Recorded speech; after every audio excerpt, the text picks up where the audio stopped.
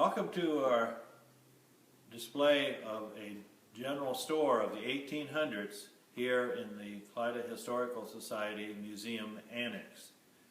We hope to share with you what it was like with the early settlers in the 1800s and the things they had to buy or purchase, if they could, from a general store.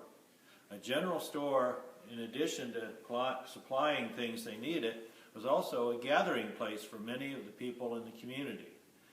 You would share stories of things that happened to them and meet together to do different things. So the place that everybody went to was the general store, and that's where you got your news about what was going on. When you came to the general store, you may not have had a lot of money because cash and money was difficult to come by the early settlers. So many of them would bring items to barter or trade for the things that they couldn't make themselves. For example, they may bring in eggs that the general storekeeper could then sell to other customers that needed eggs and didn't have chickens. Maybe they would bring in a chunk of meat and cut off different portions of it for the people that would need to have some smoked meat that they couldn't afford on their own. As mentioned in the narrative, they would also bring in pelts of many animals that were trapped, and that might be the trading place for those types of items.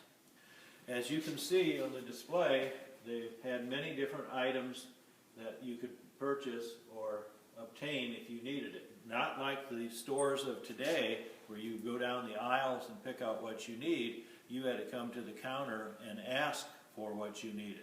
A pound of coffee, a bolt of clothing.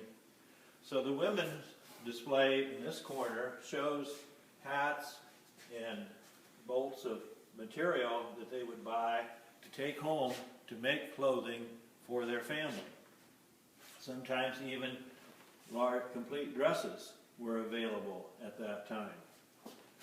There were other types of foods that you might be able to purchase, especially some of the spices, and coffee was a big item that they would buy from the general store.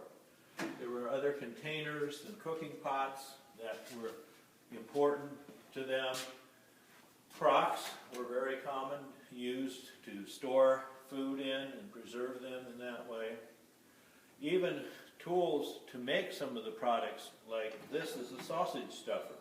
After an animal was butchered, they would grind the meat up and then apply a section of the intestines and push the meat into the intestines to make link sausage. There was a hardware area usually in the general store where you could purchase different tools, items that were needed by the farmer in those particular areas. Here's a sausage grinder that was used for that. Even large items like washing machines.